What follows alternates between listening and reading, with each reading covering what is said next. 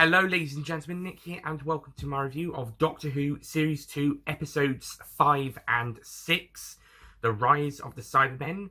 Or is it just Rise of the Cybermen? Sorry, it's just Rise of the Cybermen. Anyway, Rise of the Cybermen and The Age of Steel. The first of 3 two-part stories of this series. And also the first story since 1988's Silver Nemesis, a underrated story in my opinion, by the way. To feature the Cybermen, and the first one to feature the parallel universe ones. So the plot of this story sees the Doctor, Rose and Mickey accidentally, in the TARDIS, travel from from our universe, or the universe that is that the Doctor universe is set in, to a parallel universe where Pete Tyler is still alive. Apparently this parallel universe was created when Queen Victoria was killed by the werewolf. And in this universe, Pete Tyler is still alive. He's still married to Jackie, but there's no Rose. She's not been born. We also have a president of the United Kingdom instead of a prime minister, played by the fabulous Don Warrington, but sadly he's only in the first episode because he dies at the end. And there's a lot of Zeppelins, and technology has advanced a little bit more than, not too much more than the other universe, the main universe. But a significant difference in what has happened.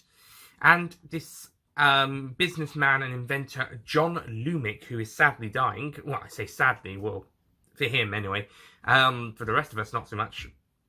And he has decided to create a way to extend people's existence by putting a brain into a metal exoskeleton. And has formed the company Cyber Industries to create that. And ultimately, his final result is basically that, and it is a new form of Cyberman. Basically, this parallel universe's equivalent to the Cybermen, which, of course, in our universe, or the Doctor's universe, were created in a not too dissimilar way by scientists and doctors, giving people cybernetic organisms to keep themselves alive on the planet Mondus. It's pretty much a similar thing here, except it's the brainchild of a certain Mr. John Lumick, again also brilliantly played by Roger Peck Lloyd, and this is basically sort of a modern equivalent on that, a modern spin on the concept, and set on a parallel Earth. By the way, I must mention Mark Platt gets a with thanks to credits at the end of these 2 episodes, as I presume this episode takes quite a bit of inspiration from his magnificent Big Finish story Spare Parts, which released 4 years earlier. Basically, question why they didn't bring him back to write this episode in the first place. Then, I mean, it wouldn't be so much a Spare Parts remake, but it could have taken the basic idea, like Dalek did with Robert Shim. Robert Sherman wrote that, and he had previously written Jubilee, in which Dalek is based on. So I'm not sure why they didn't get Mark Platt back in to do a Dalek-esque story for the Dalek isn't the story Dalek for the Cybermen based on his audio Spare Parts. But we do get a brilliant script by Tom McRae that shows the creation of the Cybermen in this parallel universe, as he creates a great story of seeing their beginnings. This new a lot of Cybermen's beginnings, as well as also the fight against them by people in this parallel universe. This is all really great stuff here. The first episode does take its time to build up the Cybermen, Cyber Industries, and John Lumick, whilst the Doctor, Rose, and Mickey investigate parallel Earth. And it's brilliant stuff. Also, fun fact, Rise of the Cybermen is the only U-rated episode of new series Doctor Who by the BPFC. Not sure how or why only this one is rated U. Considering, I think there's quite a few elements, there's a couple of scary moments and some violent stuff that probably either wouldn't get into a PG, it would make it a PG instead of a U, or I think some of the other ones that are given a PG rating have similar, and I don't know how they got PG instead of U. Even in the Forest of the Nights, a PG for some reason. That one's probably the most U episode of the new series. and that's still a PG. Side note: all of the classic series episodes up to the end of Survival, although some missing episodes like the Massacre Part 4 and Master Plan Part 12 might get 12 rating on if they get discovered or animated or reconstructed. The first 12 rated episode was the TV movie. DVDs and Blu-rays with the 12 rating due to extras, by the way. But yeah, Rise of the Cybermen, strangely, is the only U-rated episode of the new series. And yet this actually has a couple of stuff that could push it into PG territory, and there's a couple of stuff in PG-rated episodes that feel like this episode actually would have been fine at U. But anyway, I'll move on from that point. So that was just a fun fact. But yeah, a notable point I do want to make about that, though, is that you do get the bit where some people are being upgraded into the Cybermen, and you can hear the screams, and you've got shots of the factory as we're going away, Battersea Power Station, which is turned into Cyber Headquarters and Cyber Conversion Factory. And you just hear the screams in the background, and Mr. Crane, one of the characters, and his work people are listening to Can You Hear the Line Tonight? And you just get these really great shots. By the way, Graham Harper returns to direct this episode. I'll get back to him in a second. And you just hear the screams in the background, and I thought, this is a you? This episode's a you? Anyway, back to Graham Harper. Graham Harper is the first and currently only director to work on both classic and new series stories, having directed The Caves of Androzani and Revelation of the Daleks in seasons 21 and 22, respectively, with Doctors 5 and 6. 5 and 6 being in both stories, as Caves of Androzani was the Fifth Doctor's final story, where he regenerated into 6 at the end. And now Graham Harper is back directing the first of quite a few new series stories over the next 4 years, up until The Waters of Mars, and about 3 Sarah Jane stories in that time period as well. He stopped directing Doctor Who after The Waters of Mars for some reason. He doesn't get brought back. I don't know why. He should be brought back. It's been over 10 years since The Waters of Mars, 11 maybe for filming, and this year will be 11 years for the story's released in November. Bring back Graham Harper to direct an episode for series 13. When you're making that, I'm not sure if they're going into production or if they've already started production on that, but when they start production on series 13 or 14, bring back Graham Harper. He should have been brought back way earlier. Anyway, but he does a magnificent job with this story. The directors of the series have been doing a great job anyway, but Graham Harper, he just he settles back into the role of the director like he did back in 1984 and 1985. For the story releases, might have been 83, 84 for filming. Just spectacularly. It's just some amazing visuals, some great visual effects, although there is some noticeably CGI stuff in the two episodes, but just some amazing cinematography and camera work, and some great directing. Lots of great moments, and he does the emotional stuff really well. Graham Harper gets Doctor Who. Anyway, back to story. So the gang Dr. Rose and Mickey investigate Parallel Earth. Mickey gets caught up with a group of people known as the Preachers, who mistake him for being their Mickey, or rather Ricky, also played by Noel Clarke, giving Noel Clarke a dual role in these 2 episodes, although not for terribly long in either. But yeah, it's pretty interesting. Meanwhile, the Doctor and Rose go off and see Pete Tyler and infiltrate his house as servants and try to investigate. And then the Cybermen attack as Lumik's demonstration for his new children. And after the president refuses to join the upgrade, he is deleted, which was a shame because Don Warrington was really great in this story. He was really great as the president. I like him anyway, but he was just as an actor, he's great as the commissioner in Death in Paradise.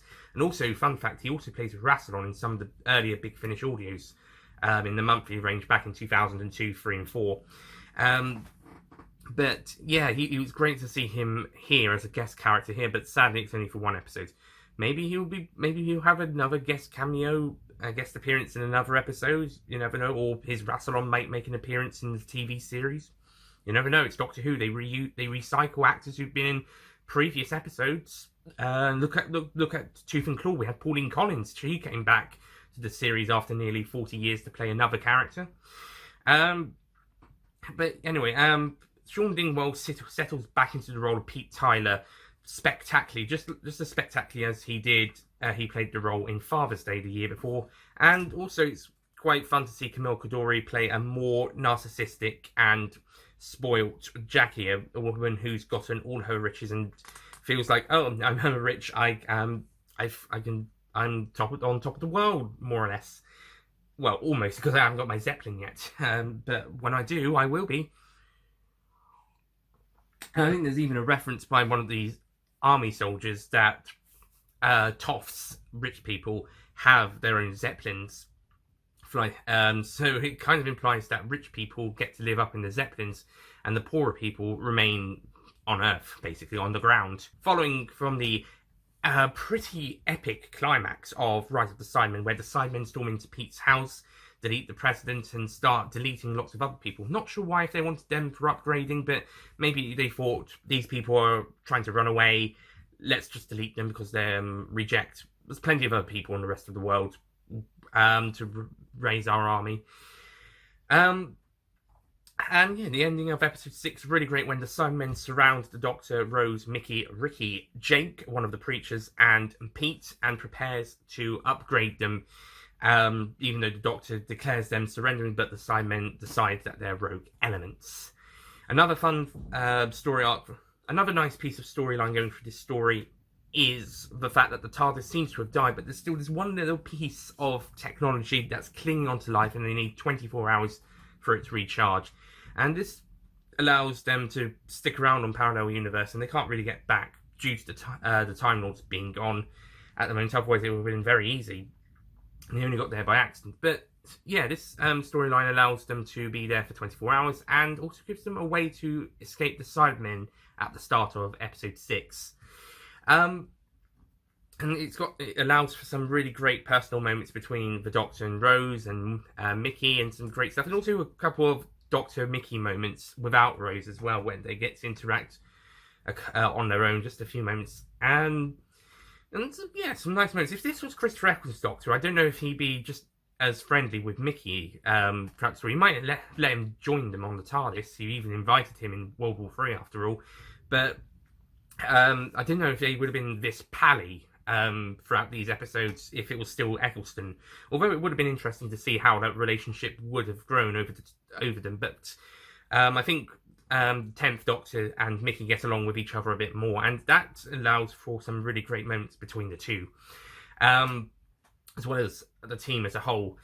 Anyway, moving on to episode 6, The Age of Steel. The Doctor uses this little gadget to destroy a bunch of the Cybermen that surround them, and they get on, and then they are rescued by the other member of the Preachers. There's 3 members: Ricky, Jake, and also a woman going by the name of Mrs. Moore, as a cover name for her real name. And they head off to try and stop the Cybermen. However, Lumic launches his plan for mass upgrade throughout the city, so the Preachers have to work out a way to stop them. Sadly, Ricky dies in an escape attempt, and which causes a bit of animosity between Jake and Mickey for not really any reason apart from Jake's lost his friend. They might even have secretly fancied each other. You never know. This is Russell T Davies era Doctor Who, after all. And then so they devise a plan where the Doctor and Mrs. Moore decide to go underneath the tunnels to infiltrate the building. Rose and Pete want to try and find Jackie, so they decide to go in through the middle, through the front door, pretend to be people being controlled by the earpods, and Jake and Mickey go up above onto the roof to try and turn off the transmitter for those earpods. So we've got all the characters are split up and going off into different spots, and we get some really great moments with all 3 storylines that tie in really well. As the Doctor gets to know Mrs. Moore a bit better, Jake and Mickey start actually working as a team a bit more, and Rose and the tension built with the Rose and Pete story is really well. The Doctor and Mrs. Moore stories, especially with the character growth of Mrs. Moore, is really great, and it's nice to get to know this character, as well as having a great moment where the cyber suits in the underground cooling tunnel allows for a tense chase bits until they get up to ground, and then once they enter the factory, Mrs. Moore is able to take down a Cyberman with an EMP as mini EMP, and they have a sort of an autopsy, more or less. Ooh. Whoopsies. They discovered that the chest unit, that's sort of a logo, is where they have the heart of steel and the emotion inhibitor that prevents the Cybermen from feeling emotions. And this is probably the first time since the 60s that these Cybermen do not feel emotion unless that inhibitor is damaged. Plus a bit of flesh as well. We still keep some flesh, and later Cybermen in the new series would make you presume that some flesh was still kept in there. Pandoric Opens and the Big Bang, well, in Pandoric Opens specifically, there's still a skull inside the Cyber head, and in recent images of the upcoming Ascension of the Cybermen, which is being broadcast in a few weeks' time, at the time of recording it's the Sunday that Can You Hear Me is airing, so it's going to be 2 weeks to Ascension of the Cybermen, and it's looking like there's still a bit of flesh around the face, on the face, and we saw a little bit of that in real time as well, so it's presumably there's still some flesh left on the Cybermen, but at the moment we only see the little pieces around the steel heart and the inhibitor, and also the skull would still be, certainly the head would still be inside the cyber suit, which allows for the brain to stay where it is. After all, although with Cyber Controller and Cyber Leaders from the next Doctor onwards, you do see the brain, so they probably removed that bit, so they probably removed that piece of the head without damaging the brain as well for the suits. I'll get back to the Cyber Controller later, by the way, because he makes an appearance. But yeah, in this particular scene I was talking about, they damage the inhibitor of one of the Cyberman, and we get a pretty emotional bit where, for the first time, the Cyberman realizes it's someone inside the cyber suit. Not someone like, it's a bit like with Lytton, as he was being partly converted in Attack of the Cybermen, except this time it's the full or like in real time when the Cybermen pretended to be the human still stuck in the partly converted Cyberman suit, but except this time it's the full conversion, and it is a pretty emotional scene, a pretty great bit where they talk to this Cyberman and comfort, pretty much send it to sleep so they don't feel pain anymore, and realise that's how we can stop the Cybermen. We can make them feel emotions. Sadly, Mrs. Moore is then deleted pretty much straight afterwards by another Cyberman, which pisses off the Doctor no end. He's only spared because they detect he's not human, so they take him to see Mr. Lumic.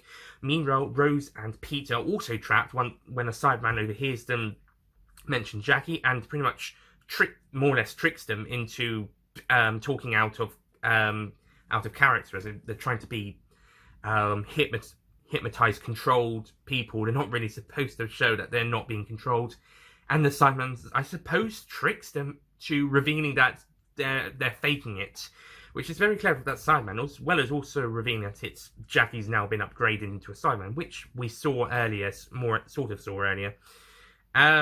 least her coming in. And Rose and Pete are then taken to Mr. Lumic, due to Pete's connections with Lumic. Jake and Mickey then get up onto the Zeppelin and try and find a way to turn off the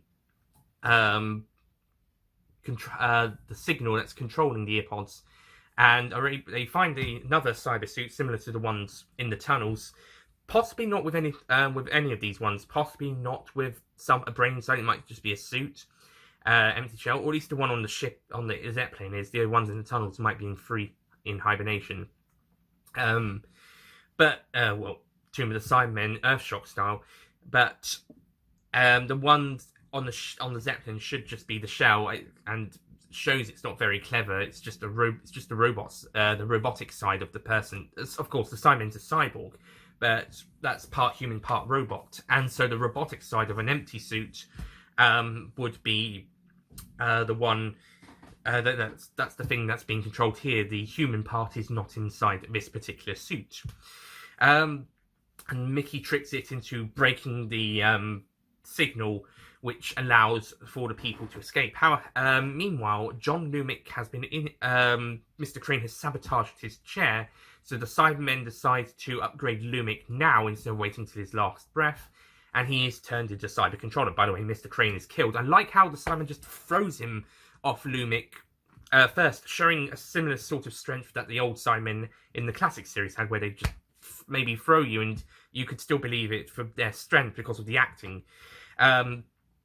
And yeah, that was a great moment. Also, the actor here playing Mr. Crane was in Revelation of the Daleks as a character, so he and Graham Harper probably knew each other, or at least had previously worked with each other on that episode, on that story, those two episodes. Anyway, Lumic is upgraded into the new cyber controller, and this is probably the best looking cyber controller of the three. I mean, he's got the brain thing. He's like the previous two Cybermen. He's also got the handles on top, which neither of the previous two had, but Russell T Davies wanted the handles on this one. But that probably makes it even better, to be honest. It makes him look more like a normal Cyberman, but his brain and lights for eyes, show his more importance to the cyber race. Not to mention a great friend, by the way, and a fantastic voice by Nicholas Briggs. Nicholas Briggs does a fantastic choice as the voice of the Cybermen, but especially as the cyber controller, he does a brilliant job here.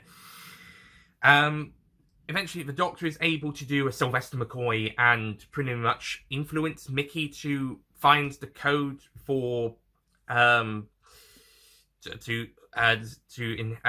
disable the inhibitors.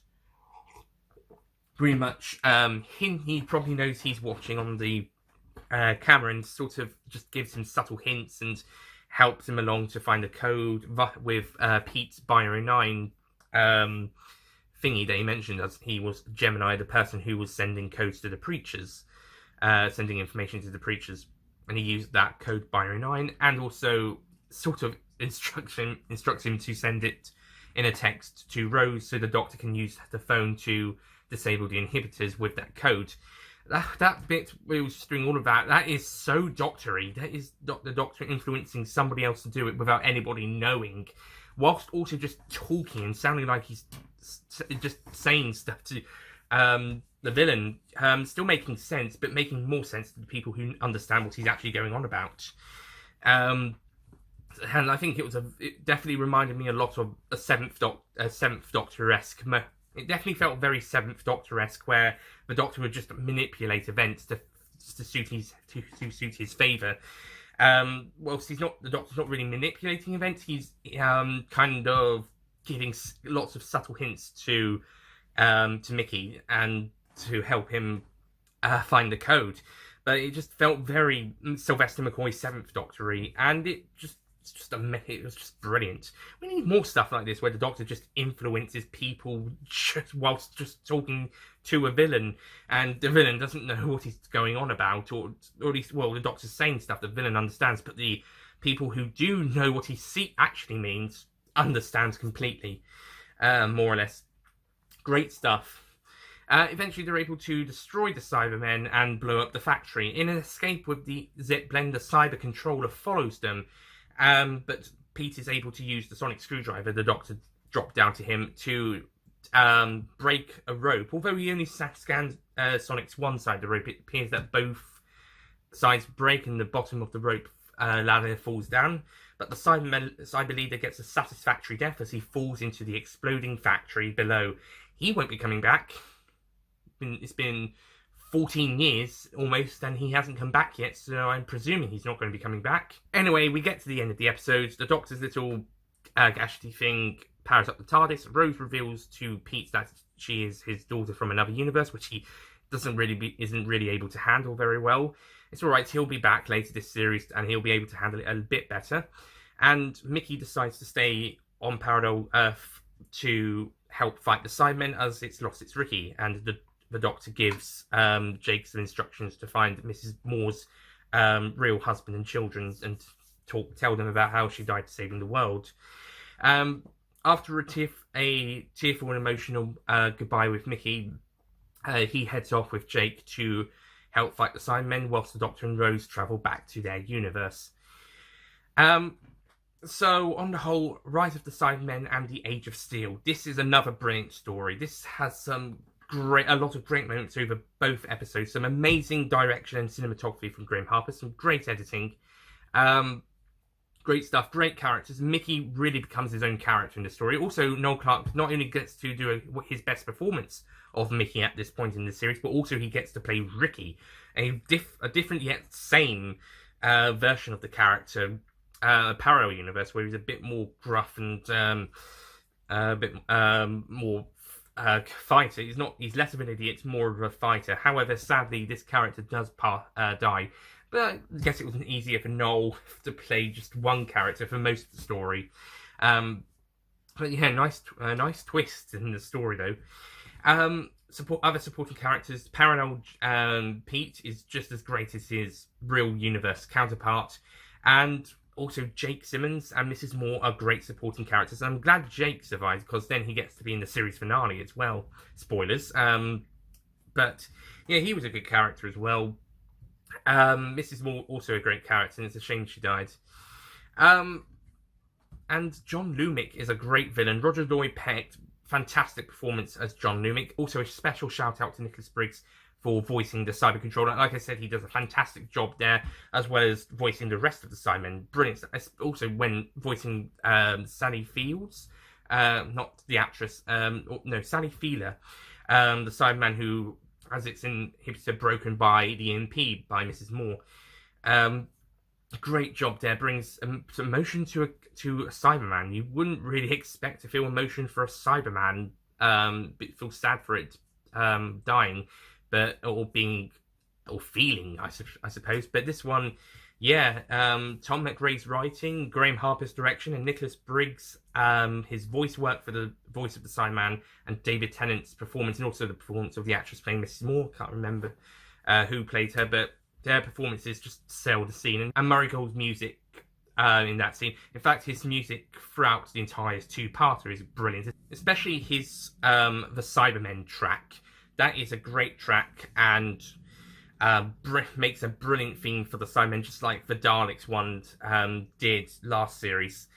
So lots of really great stuff. There are some really great visuals, and just another brilliant story, just brilliantly made.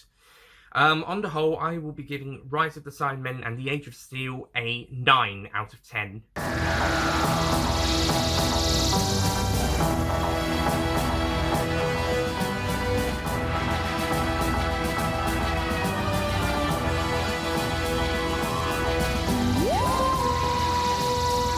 Yeah, I thought this was a great story. I didn't give it a 10. I don't really have a proper reason for not giving it a 10. I think 9's fair. Yeah, I think that's fine. Yeah. So yeah, Rise of the Cybermen. It's a great story, really great stuff, and some great concepts thrown in there. Rise is a great setup with exploring the parallel universe and exploring what it's like, whilst Age of Steel is a fight against an enemy that potentially could not be stopped. And the story is told in a great way, and some amazing stuff. What a great way to reintroduce the Cybermen back into Doctor Who, just like the Daleks the year before. Anyway, so that's it from me. Thank you for watching. Next time will be the first Doctor Who episode that technically my first episode was Rose, then it's the end of the world, I suppose, Christmas Invasion, but the next episode in the series is the one that got me into Doctor Who. I watched it, and I liked it, and got me into the show, and I continued watching, and then for the rest of the series, and then came back and watched the first half of the series and the first series, and just carried on from there. Next episode is my proper first not my first episode, but the episode that got me into the show almost 14 years ago, The Idiot's Lantern. So it does hold a small special place in my heart. It's not an amazing episode. I won't be too biased on it, but it's got a small special place in my heart. Thank you for watching, and I'll see you guys next time for The Idiot's Lantern. Goodbye.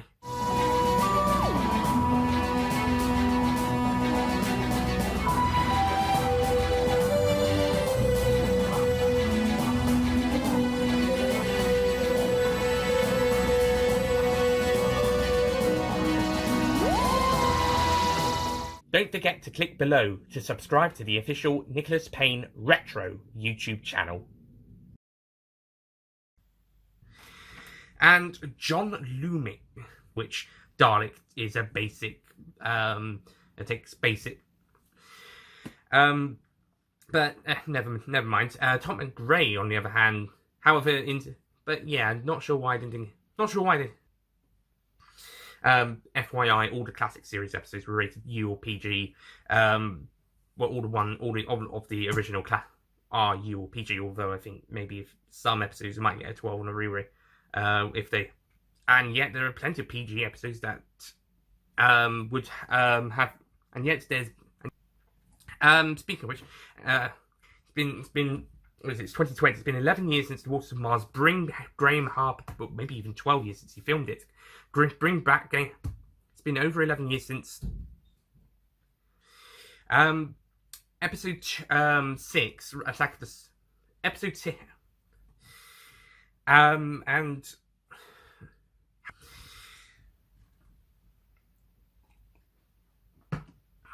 some great.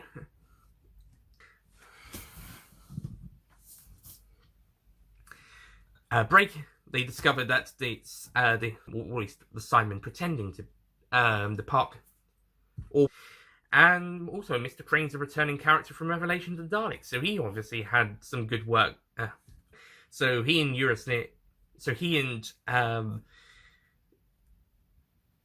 Graham. So he probably knew Graham Harper well, and So he and Graham makes him look more like a Cyberman, but it was in this room. And also Nicholas Briggs, props for him for being the and also Marigold's music is also beautiful throughout. Amazing music as well. As I was saying, especially the March of the Cybermen. That's in Next Doctor, based on taking inspiration from the Earthshock one.